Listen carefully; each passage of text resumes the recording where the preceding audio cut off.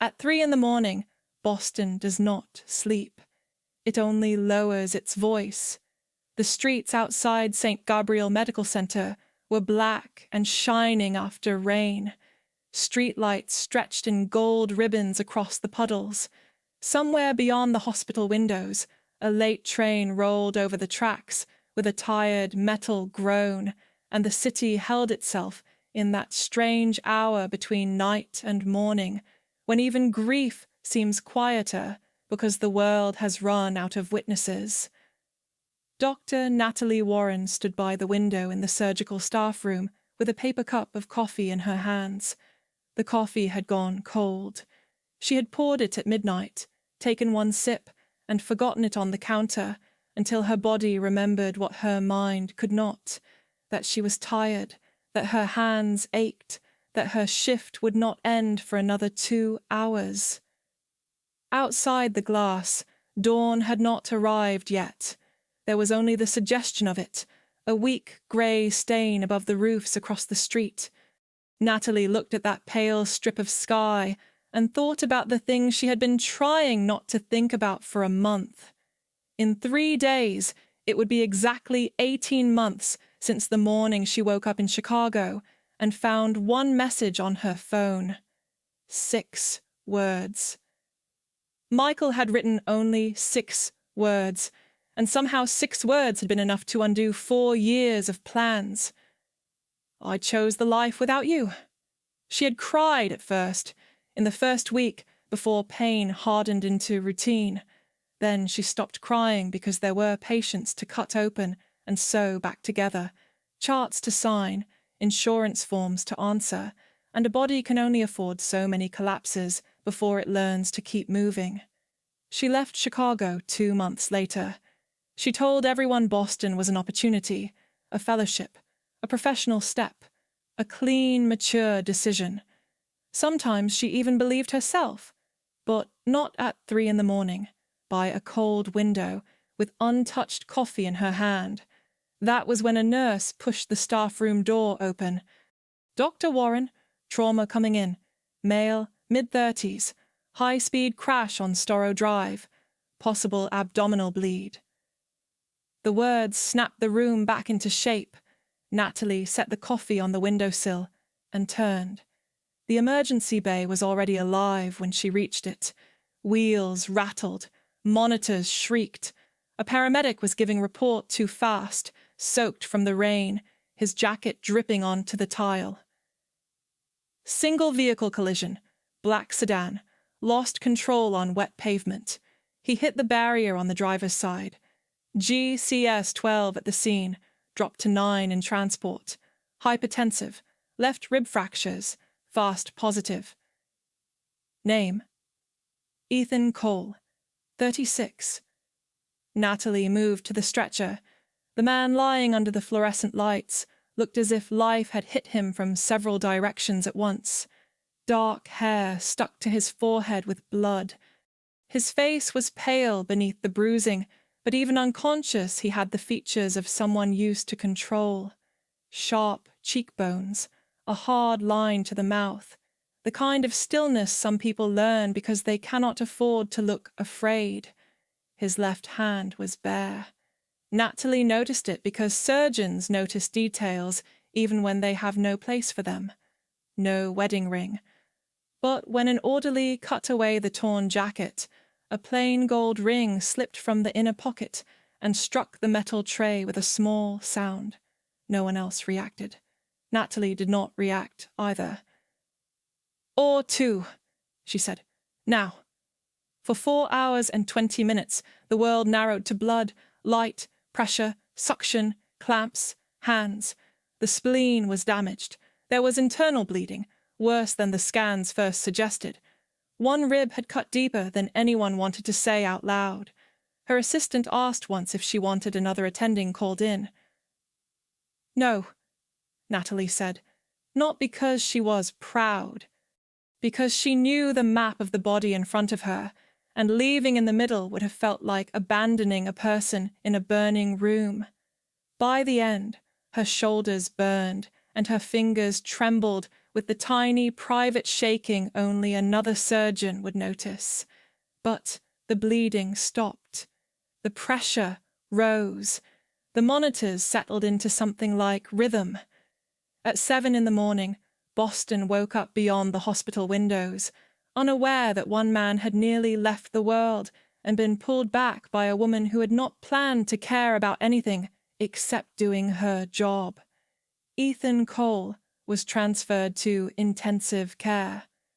Natalie stepped out of the operating room, pulled off her gloves, and leaned against the wall for 3 seconds. 3 seconds was all she allowed herself. Then she went to check on him. He should have been asleep. After that trauma, that blood loss, that anesthesia, most patients disappeared into the deep, black sleep of a body that has no energy left for fear. But Ethan Cole was awake. He lay still beneath the white hospital blanket, eyes open, looking at the ceiling. When Natalie entered, he turned his head slowly. For a moment, neither of them spoke. Natalie later tried to explain to herself what happened in that second, and she never found a clean answer. She was exhausted. Her hair was crushed under a surgical cap. Her eyes burned. Her scrubs were wrinkled. She was a doctor walking into an ICU room to check a patient. That was all. But Ethan looked at her as if she were the first living person he had seen after a long time in the dark. "Mr. Cole," she said, keeping her voice even. "The surgery went well. You're in the ICU. You need to stay still and not try to talk yet." His lips parted. "Don't," she said, a little sharper than she meant to. "Talking can wait." He closed his mouth. Then he smiled. It was barely anything, a weak, crooked movement at the corner of his mouth. But it was so alive in that sterile white room that Natalie felt her breath catch. She wrote down his numbers, nodded to the ICU nurse and left. In the hallway, she stopped. Something had shifted, not dramatically, not enough for anyone else to see, more like a picture frame knocked slightly crooked on a wall, small enough to ignore, obvious enough that once seen, it could not be unseen. She went home and slept 6 hours straight, which was more than she had slept in 2 weeks. The next morning, the first thing she did after arriving at the hospital was open the chart for the patient in ICU 6, Ethan James Cole, 36, resident of Massachusetts, founder and chief executive officer of a private logistics technology company, emergency contact, Isabel Hart. Natalie closed the chart. She remembered the name anyway. Hospitals are built on the illusion of order. White walls, clean floors, color-coded wristbands.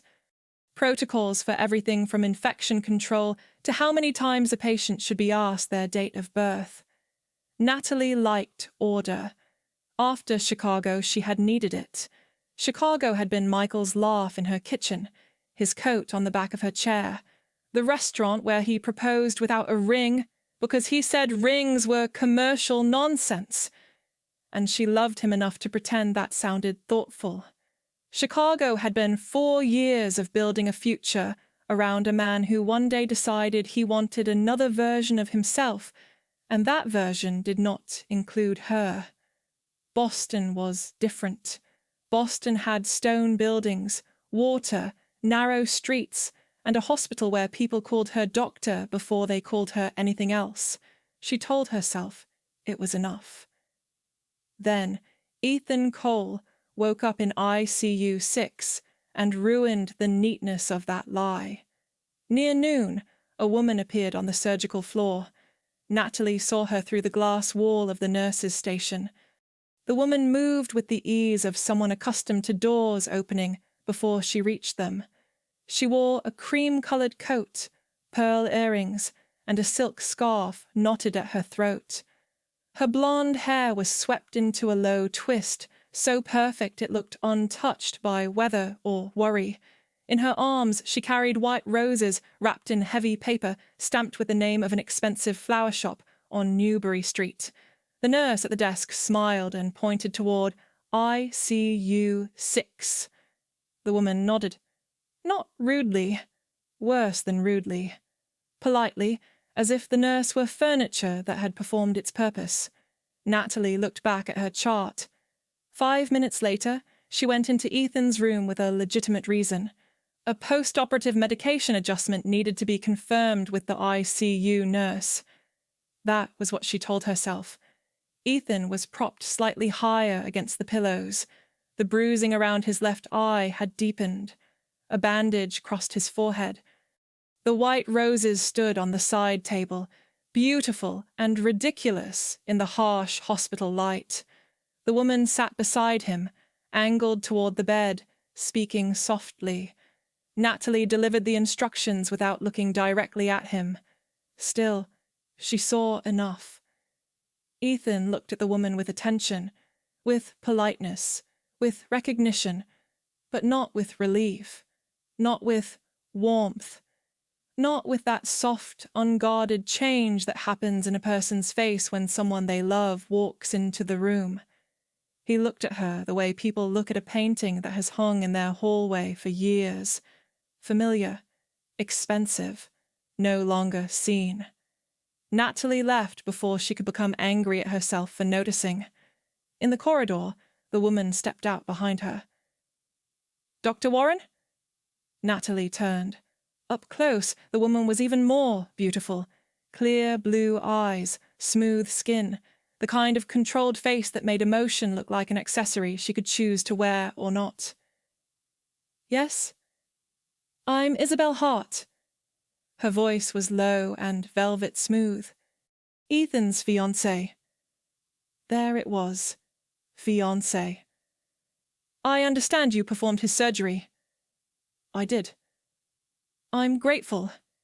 Isabel did not sound grateful. "Still, if possible, I would prefer that a male surgeon handle any future direct examinations." Natalie looked at her. "Mr. Cole's care will be assigned according to hospital policy and clinical need." "Of course. If you have concerns, you can speak with the attending physician or patient relations." Isabel smiled slightly. "I may." She left behind the scent of expensive perfume and something sharper. Natalie watched her walk down the corridor and thought of the ring in Ethan's jacket pocket. 2 days later, Ethan asked to see the surgeon who had operated on him. The nurse delivered the request with the wide-eyed seriousness of someone carrying confidential state documents. Natalie said she would stop by when she had time. She waited 20 minutes. Then she went. Ethan was looking out the window when she entered. Rain dragged thin lines down the glass. Beyond it, Boston was grey, wet, and busy, as if the city had no patience for private disasters. "How are you feeling?" Natalie asked. "Like I lost a fight with a bridge." His voice was rough, but steadier than she expected. "You lost a fight with a guardrail." Less poetic. More accurate. He almost smiled. Then he studied her with the same seriousness she had noticed that first morning. "Where are you from, Dr. Warren?" It was not a medical question. They both knew it. She could have answered with a professional wall. She could have reminded him that his pain level mattered more than her biography. But there was something in his tone that was not flirtation, not entitlement, curiosity maybe, or homesickness recognizing itself in another person. "Cleveland," she said. His expression changed. It was small, no more than a breath, but she saw it. "My mother was from Cleveland." Natalie's hand stilled on the chart. "Was? She died when I was 12. The room changed around them. Not visibly. The monitors kept blinking. A cart squeaked past in the hallway. Somewhere a nurse laughed at something too ordinary to belong near death. But between the bed and the door, something opened. I'm sorry, Natalie said. He nodded, as if he had heard those words enough times that they no longer touched the bruise. I haven't been there since. Then maybe one day you should go. Maybe. She gave him his instructions. Rest.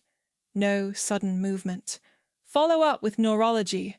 Do not negotiate with nurses because nurses win.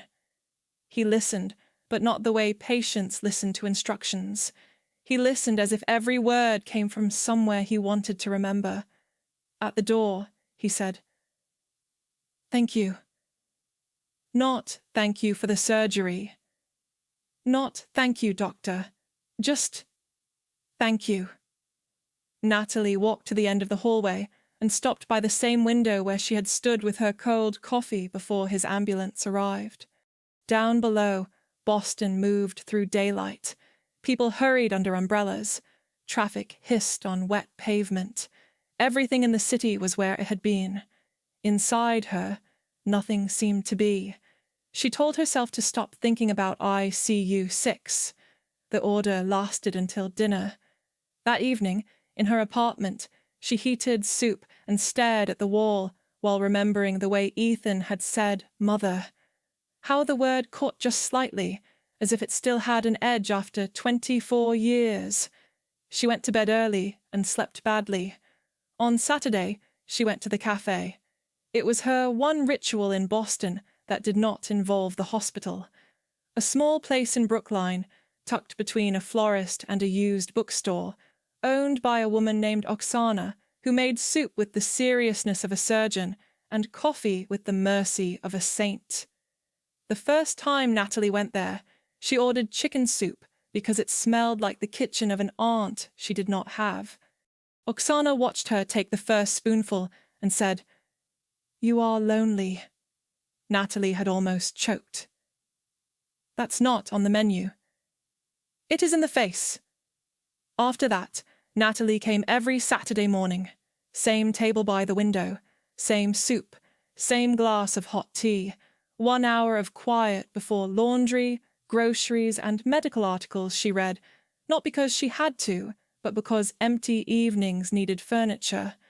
Oksana never asked questions directly. That was why Natalie kept coming back.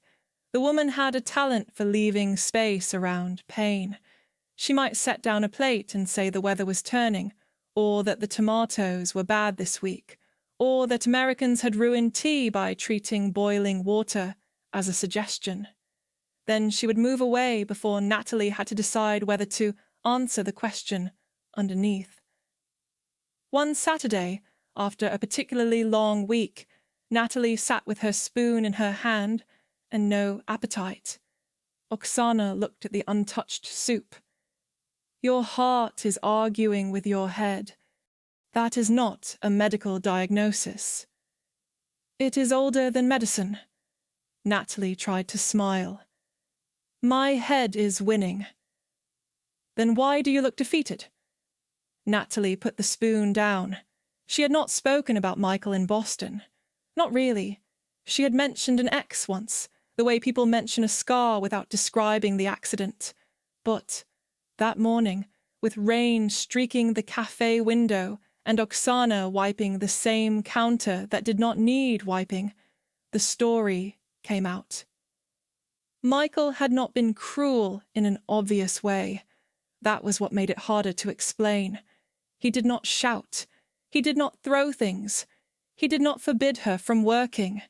He simply took more and more space until she lived in the corners of her own life. His ambitions filled the apartment. His disappointments became her emergencies. His moods decided the weather. When he said he had chosen a life without her, the pain was enormous, but beneath it there had been something else too. Relief. That was the part she hated admitting. Oksana listened without interrupting. When Natalie finished, the older woman poured more tea. "Sometimes abandonment is God doing the packing for you," she said. Natalie laughed because it was either laugh or fall apart. "That is a very aggressive blessing." "Most useful blessings are." It should have sounded ridiculous. Instead, Natalie carried the sentence home. That was the dangerous thing about healing. It never arrived as a grand announcement. It came disguised as soup, as a woman who did not let you lie politely, as one honest sentence you could not unknow once you heard it. 2 weeks after Ethan was discharged, the door opened while she sat over her tea. She looked up. He stood in the doorway wearing a dark wool coat, a scarf tied carelessly, and the careful posture of a man whose ribs still reminded him of weather. For 1 second, Natalie forgot how to move. Oksana looked from him to her and lifted one eyebrow with theatrical precision. Ethan saw Natalie. He hesitated. Then, instead of pretending coincidence, he walked to her table. "Dr. Warren." "Mr. Cole." "Ethan." "Natalie." There was an awkward pause. "I didn't follow you," he said. "That's an alarming way to begin." "Fair." He glanced at the counter. "A nurse at the hospital mentioned the best soup in Boston was here. I was told that if I wanted real food instead of recovery shakes, this was the place." From behind the counter, Oksana said, "That nurse has taste." Natalie should have left. She knew that. Instead, she gestured to the empty chair. "If you faint, I am not operating in the cafe." He sat carefully. Understood. They drank tea. They spoke first about safe things, the hospital, Boston weather, recovery, the cruelty of stairs after broken ribs. He told her he had built a logistics software company after dropping out of graduate school. She told him she had left Chicago for Boston because work was easier than explanation. "That's not a reason," he said. "It is, if you're a surgeon." "No, that's a disguise." She looked at him. He looked back, then lowered his eyes. "Sorry. Too direct." "Yes. Was I wrong?" Natalie did not answer. Oksana brought more tea without being asked. After that Saturday came another, and then another. At first they met by accident, then by habit, then by choice. They walked through Boston in late November, when the city became all wet stone, bare branches, and early darkness. Natalie showed him a quiet courtyard near Beacon Hill she had found during her first month in the city, a hidden rectangle of brick and ivy, with one iron bench no one used because no one seemed to know it existed. He showed her things too. Not places, at first. Habits. He showed her how he listened when she spoke about surgery. Most people wanted the dramatic version, the blood, the miracle, the moment a heart started again. Ethan asked about the after, the weight of deciding, the guilt when a patient lived but not well, the way families looked at you as if your white coat meant you had negotiated personally with God and should therefore be able to explain why the answer was no. "Do you ever get used to it?" he asked once. They were sitting in the cafe after closing because Oksana had pretended to forget they were there. "No," Natalie said. "Then how do you keep doing it?" "You learn the difference between carrying something and becoming it." He looked at her for a long time. "I don't know if I know that difference." "Most people don't." "Do you?" Natalie thought about Michael, about Chicago, about the message, about the way she had turned herself into a schedule because feeling had become unreliable. "Some days." Ethan nodded, as if that answer made more sense than confidence would have. He told her about his mother slowly, in pieces. Her name had been Laura. She had grown up in Cleveland, moved east for nursing school, met Ethan's father, and spent the rest of her short life trying to make a home out of a marriage that had more silence than kindness. When she died, Ethan's father sent him to boarding school within a year because grief made the house inconvenient. "That is a terrible thing to say," Ethan admitted. "Is it true?" "Yes." Then it is only terrible because it happened. He looked down at his hands. You say things like a surgeon. I am a surgeon. No, I mean you cut straight to what is infected. And you say things like a man who has avoided antibiotics for 20 years. He laughed then, surprised and real, and Natalie felt the sound settle somewhere she had not given permission. Ethan stood there for a long moment. I understand why you come here, he said. She did not ask how. She knew. One evening, they ended up by the Charles River as the city lights came on. The water was black and restless below the bridge. Wind pushed cold through Natalie's coat, and she lifted her collar. They talked about nothing important, because the important thing was no longer in the words. She pointed across the river, explaining where Cambridge began, and where the old neighborhoods gave way to glass buildings. Ethan's hand moved on the railing and covered hers. Accidentally. Maybe. They both went still. His palm was warm over her hand, heavy and unmoving against the cold metal. Natalie looked at the dark water and felt her breathing slow until she was afraid to breathe at all. They stood that way for almost a minute. Then Ethan pulled his hand back. The cold returned so sharply it felt like someone had turned out a light. I have to say something, he said. Natalie did not turn. Then say it. I have Isabel. The words landed quietly and broke something anyway. The wedding is in 4 months, he continued, and I am not the kind of man I would like to be in this moment. He did not excuse himself. He did not flirt around the truth. He simply placed the truth between them and let it stand. Natalie nodded. Then we should go. Yes. Neither of them moved for several seconds. After that they saw each other less, not because the feeling disappeared, because it did not, because it became impossible to pretend that a cafe table and walks through the city were harmless, because Natalie had already been the woman someone left behind. She would not become the woman someone used as an exit. Ethan respected the distance. That made it worse. Then the first warning came on a Friday evening, and Natalie knew nothing about it. Ethan sat in his office overlooking downtown Boston, while his business partner, Grant Keller, placed a folder on the desk. Grant was older, precise, and careful in the way of men who had learned that numbers are safer than people. He had helped Ethan build the company for 7 years. He handled finances, vendor contracts, tax structure, the boring machinery behind the beautiful public story. He opened the folder and began to speak. Slowly. Point by point. Dates, accounts, shell vendors, payments small enough not to alarm auditors when seen alone, large enough to become devastating when gathered together. For 2 years, money had been leaving the company through false consulting contracts. The scheme was elegant, patient, not a smash and grab, the work of someone with access, time, and confidence. Ethan listened until the room seemed to harden around him. On the final page was an authorization trail.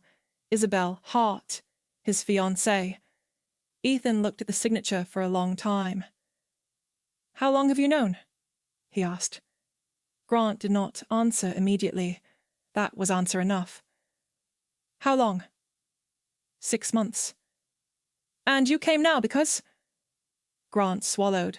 Because the amount is too large to hide. Because if it comes out later, I go down with it. Ethan stood and walked to the window. Below him, the city glowed with clean office light, all glass and confidence. He thought about Isabel visiting Natalie in the hospital and saying, "He is not free," without ever using those exact words. He thought about the ring in his pocket on the night of the crash, the ring he had taken off during an argument before driving through rain, because Isabel had been pressuring him to sign a new vendor authorization, and something in him had finally refused. She had not wanted him as a man. She wanted access. "Get out," Ethan said. Grant rose. "Ethan, we need a strategy." "Get out before I forget how much evidence I still need." When the door closed, Ethan sat at his desk and wrote one email to his attorney. Then he picked up his phone. Natalie's name was at the top of his recent messages. He almost called. Almost. Then he set the phone down. He told himself he needed to clean up his life before dragging her near it. He told himself silence was protection. He told himself many things that sounded noble, because fear often borrows honorable language. Natalie felt the silence immediately. One day he was present in small ways. A message about a book she had recommended, a photograph of coffee on his desk, a question about whether Oksana's soup counted as medical treatment. Then, nothing. Not complete disappearance. Worse. Short answers, delays, a wall built one polite brick at a time. After a week, Natalie stopped asking. She had learned from Michael that when someone begins leaving before they say goodbye, you can bruise yourself badly trying to hold the door.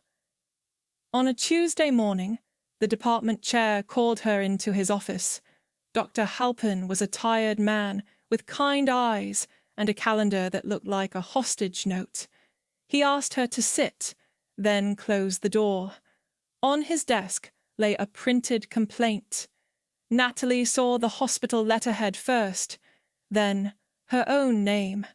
The complaint alleged that she had crossed professional boundaries with a patient, that she had initiated inappropriate personal contact during post-operative care, that she had used access to his medical information for private reasons.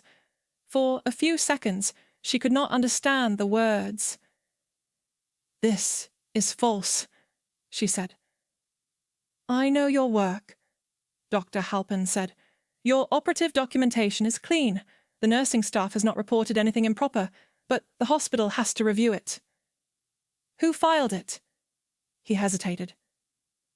"The patient's authorized representative." Natalie already knew. Name: Isabel Hart. The room became very still.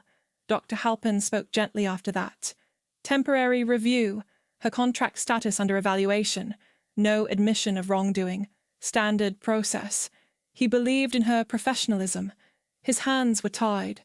Natalie heard all of it from far away. She left the office, walked down the stairwell, and went out through the staff entrance into the cold December air. The alley behind the hospital smelled of wet pavement and cigarette smoke. She leaned against the brick wall and closed her eyes. She thought of Ethan's silence. He knew, or he did not know, but had left her alone inside something his life had created. She opened their messages. The last one from him said, "I need time." Her reply had been, "Okay." She typed one sentence. "I'm sorry. Please don't look for me." She sent it before she could make it kinder. Then she went back inside, finished her shift, signed out her patients, thanked the nurses, and walked home through sleet. She packed in 40 minutes. Not everything. Just enough. Documents. Laptop. 2 sweaters. Jeans. The framed photo of her parents. Her medical license papers. She left her apartment keys on the kitchen table beside a cup of coffee she had made and forgotten to drink. At the bus station, she bought the first ticket that went far enough away. Portland, Maine. Not because Portland was an answer, because it was leaving at midnight. She sat by the window with her bag on her lap and watched Boston slide backward into rain. Ethan came to her apartment the next morning. Her phone had been off all night. His calls had gone nowhere. His messages were unread. The building door code still worked. He climbed the stairs too fast for a man with healing ribs and knocked. No answer. The door was unlocked. He opened it. The apartment looked as if Natalie had stepped out for 5 minutes and taken her life with her. Her coat was gone. The medicine books remained. The mug on the table was half full, coffee cold, keys beside it. He stood in the kitchen for a long time. Then he saw the message on his phone. "Please don't look for me." For the first time since the crash, Ethan felt fear without anything practical to do with it. He went to the hospital.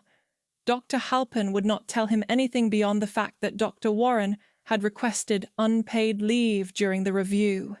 He went to Oksana's cafe. Oksana looked at him once and said, "Men who come late should bring better answers." "Do you know where she went?" "If I did, I would not give her location to a man who made her run." "I didn't file the complaint." "I did not ask what you did not do. I asked what you failed to do." The words landed hard because they were fair. For 3 days, Ethan did what he should have done earlier. He stopped trying to protect Natalie from the mess by keeping her outside the truth. He wrote the truth down. He met with his attorney. He reported the false transactions. He revoked Isabel's authority. He confronted Grant with counsel present. He obtained the hospital complaint packet and submitted a sworn statement that Natalie had never behaved improperly, that any contact after discharge had been initiated by him, and that Isabel had no basis to make claims about his medical care. Isabel called him once. "You are overreacting," she said. "No." "Ethan, think carefully. Your company, your reputation, your board, your investors. Do you really want a public scandal because of a surgeon you barely know?" "I want my name off your lies." Her voice cooled. "You don't understand what people will believe." "I understand what documents prove." By the end of the week, the engagement was over. By the end of the month, Grant was negotiating through attorneys. By the end of winter, the company Ethan had built for 7 years no longer felt like something worth saving at the cost of his own soul. Natalie knew none of that at first. Portland was grey, cold, and honest. She rented a room above a bakery from an elderly woman named Ruth, who asked only 2 questions. "How long are you staying? And do you snore?" "I don't know," Natalie answered to the first. "Everyone says that when they mean something broke," Ruth said, and gave her a key. For the first few days, Natalie walked. She walked along the waterfront until wind burned her cheeks. She walked past brick buildings, fishing boats, narrow streets, coffee shops with fogged windows. She crossed streets without looking at maps, because destination required a kind of confidence she did not have. Portland did not try to impress her. That helped. Boston had always felt like a city aware of its own portrait. Brick, history, cleverness, ambition. Chicago had been too full of memories to be innocent. Portland, at least in those first days, was only weather and work boots and people buying bread before sunrise.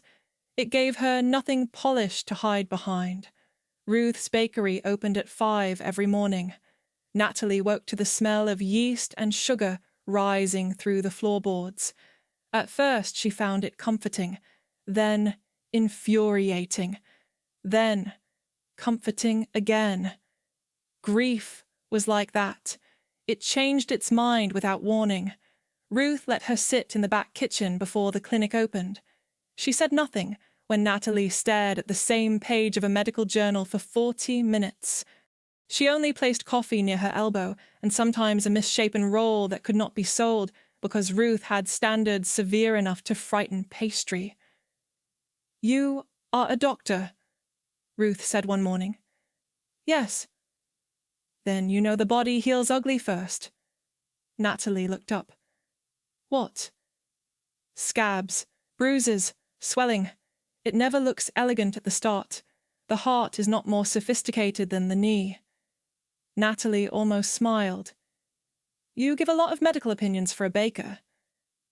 I have raised daughters. Same education, less tuition.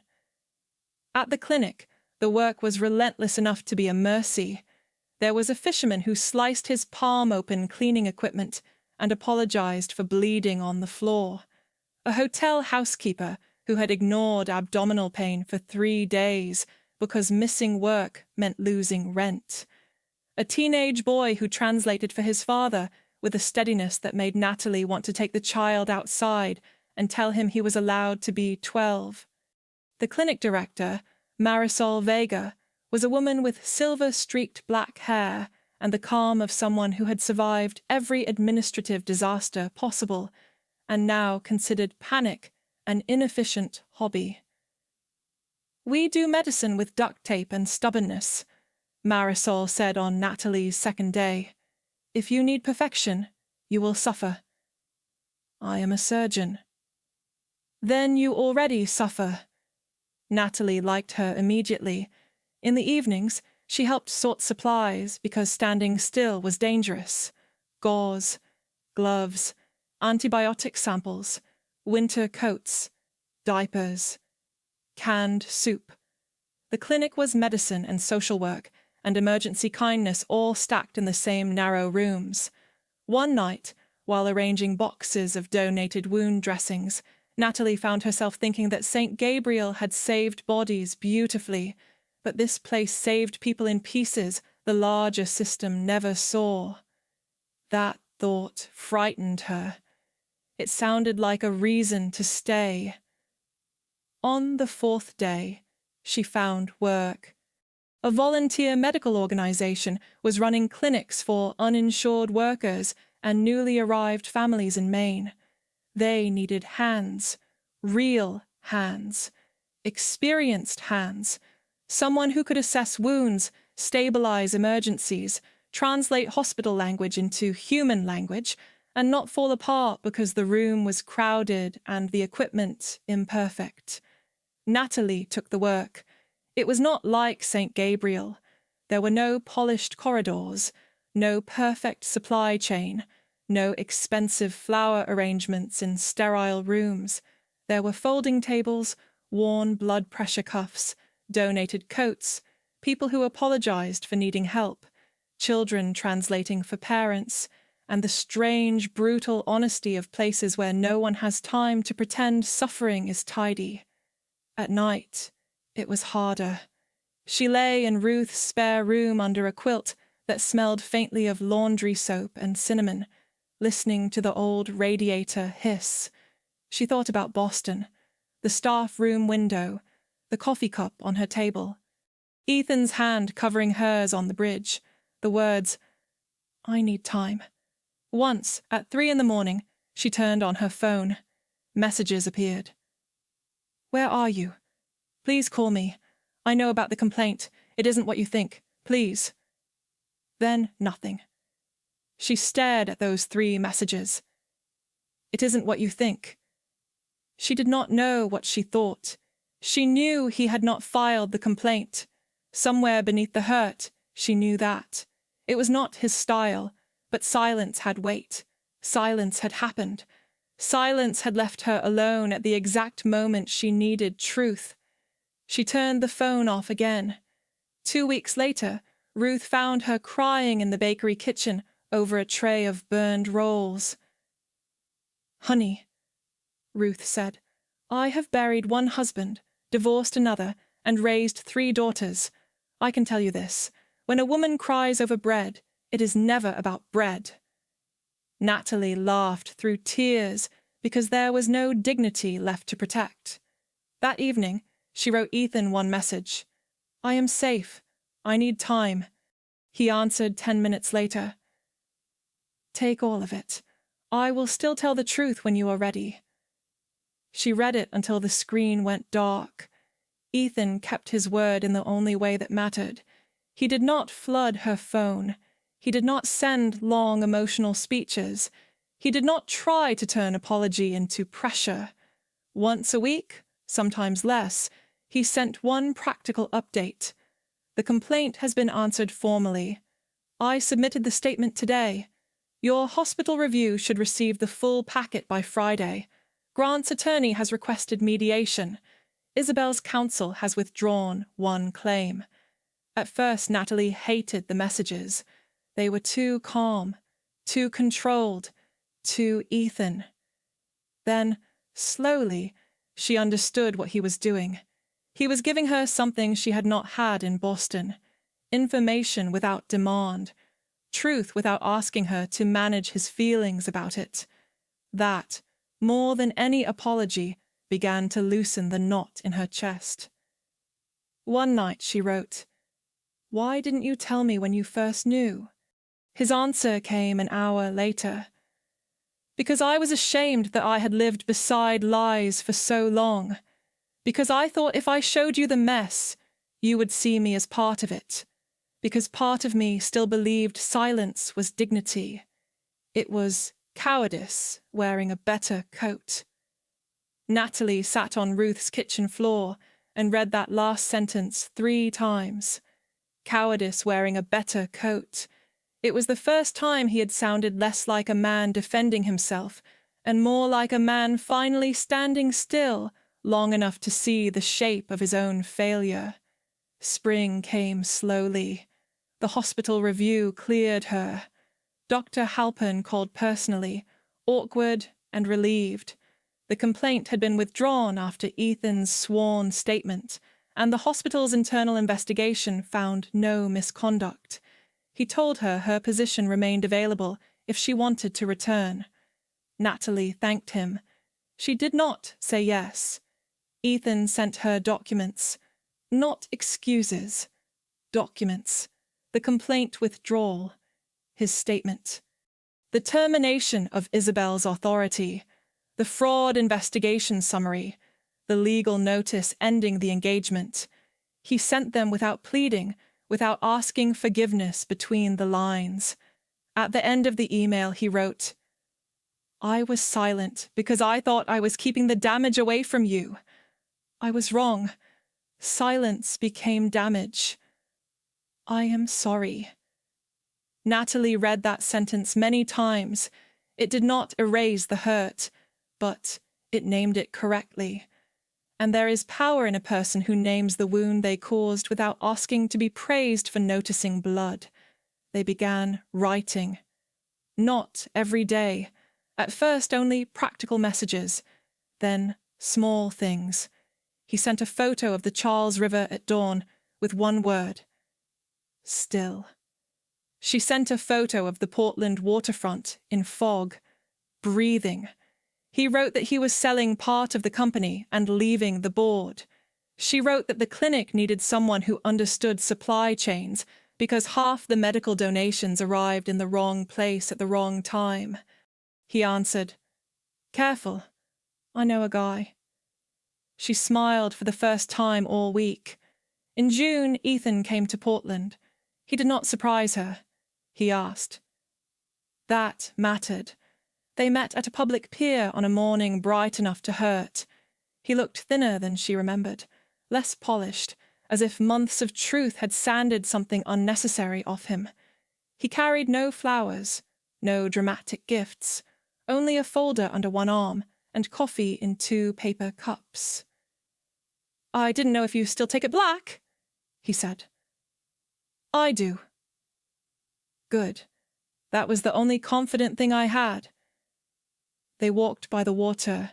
He told her everything.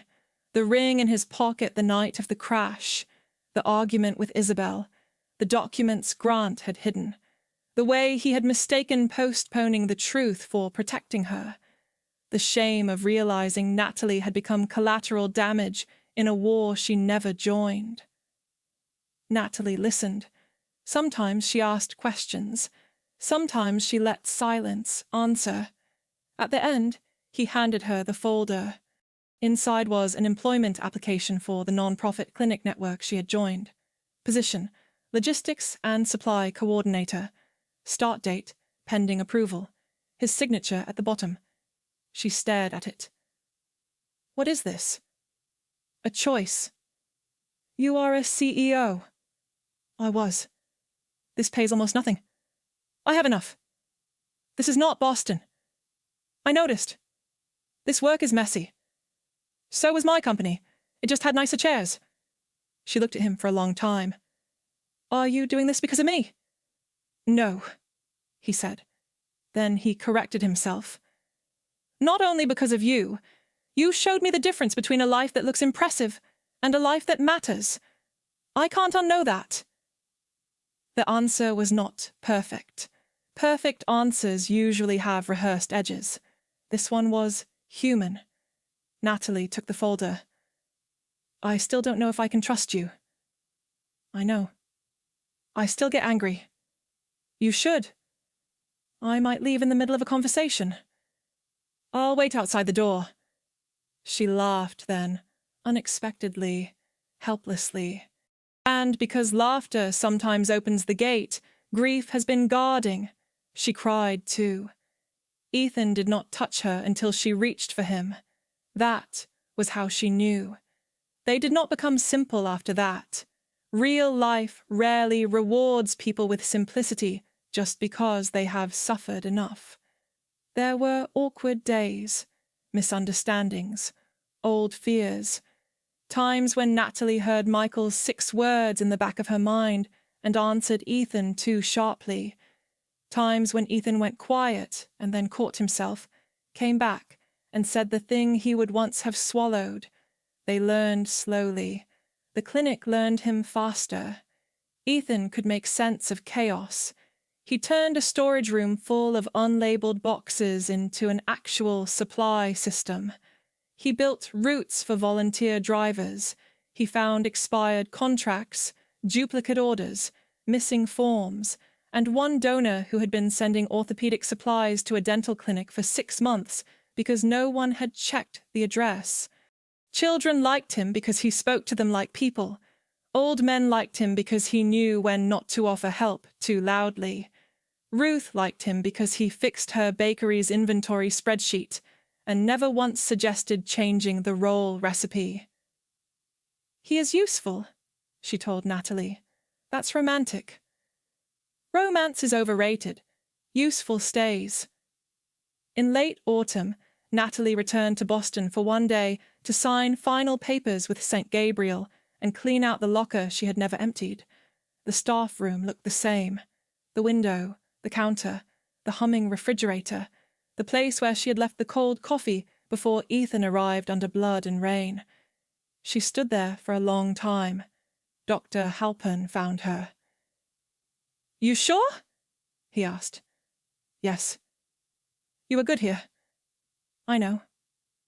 That makes leaving harder. Yes. He nodded. Then it must be the right kind of hard. On her way out, she passed ICU 6. The room held another patient now, another family, another crisis. The world had continued using the places that had changed her. That seemed unfair and comforting at the same time. Outside, Boston was raining. Of course it was. Ethan waited by the curb in an old navy coat that was not warm enough for the weather. Natalie looked at him through the glass doors and smiled despite herself. When she stepped outside, he held up a folded paper. Before you comment on the coat, he said, I brought documentation. Documentation of what? He handed it to her. It was an apartment lease in Portland. His name. The start date, tomorrow. Natalie read it twice. Seriously? Completely. You understand this means you are choosing a city where winter tries to remove your face. I grew up in upstate New York. I know hostile weather. You understand this clinic is not your redemption project. Yes. You understand I am not your redemption project. His expression softened. Yes. Then, why are you here? He looked past her for a moment, toward the hospital entrance, toward the place where their lives had first collided. Because the life I had was full of rooms where everyone was performing. You were the first person in years who looked at me while I was broken and did not ask me to become useful before I was allowed to exist. Natalie felt the answer move through her. You still didn't buy a warm coat. He looked down at himself. I made one mistake. One? Recently. She laughed, really laughed. Not carefully, not politely, not with one hand over her mouth the way she had done since childhood. She laughed in the rain outside the hospital where she had nearly lost her career, standing in front of the man who had been both the reason for the wound and part of its healing. Ethan watched her as if the sound itself had been worth every mile. Then he stepped closer, slowly. No assumptions, no taking. Natalie placed her hands over his where they rested at his sides. For a few seconds, they simply stood there while rain darkened their coats and traffic moved around them. Then she kissed him. Years later, when people asked how they met, Natalie sometimes said, "Car accident." Ethan would say, "Technically, she saved my life." And Natalie would answer, "Technically, you ignored discharge instructions." The truth was longer. The truth had Boston rain in it, cold coffee, white roses, a bridge over dark water, a false complaint, a bus leaving at midnight, a bakery in Portland, documents sent without excuses, a man learning that silence can be a kind of harm, a woman learning that leaving is not always running away. They stayed in Portland, not because it was magical, because it was honest. Natalie worked at the clinic and later helped open a small surgical access program for patients who could not navigate the larger hospital systems. Ethan built the supply network until doctors in 3 counties knew his name and called him when something impossible needed to arrive by Thursday. On Saturdays, they went to Ruth's bakery first, then cooked soup at home that never tasted like Oksana's. Ethan claimed his was better. Natalie told him love had limits. No one ever won that argument. Sometimes, on winter mornings, Natalie stood at the kitchen window with a hot cup of coffee and thought about all the small accidents that had brought her there. If the coffee at St. Gabriel had not gone cold, if she had left the staff room 1 minute earlier, if another surgeon had taken the case, if Ethan had not put the ring in his pocket, if Isabel had not filed the complaint, if Natalie had not bought that midnight ticket to Portland, if. Life is full of doors we think we choose, and doors that open because something pushes us through. For a long time, Natalie believed pain was proof that she had taken a wrong turn. Now she was not so sure. Michael's 6 words had broken the life she thought she wanted. Boston had given her work and distance. Ethan's accident had pulled 2 wounded people into the same room. Isabel's cruelty had forced lies into daylight. Silence had hurt them, yes, but truth had followed. Not quickly, not cleanly, but it followed.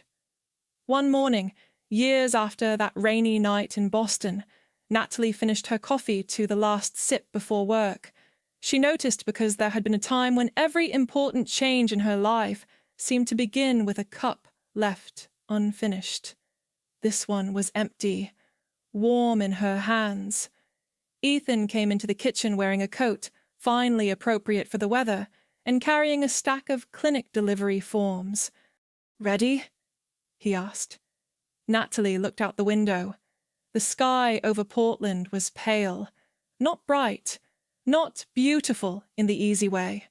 But at the edge of the roofs, where the morning gathered itself, there was a thin line of light. It had always been there. Sometimes a person simply has to travel far enough to see it. "Yes," she said. And she was.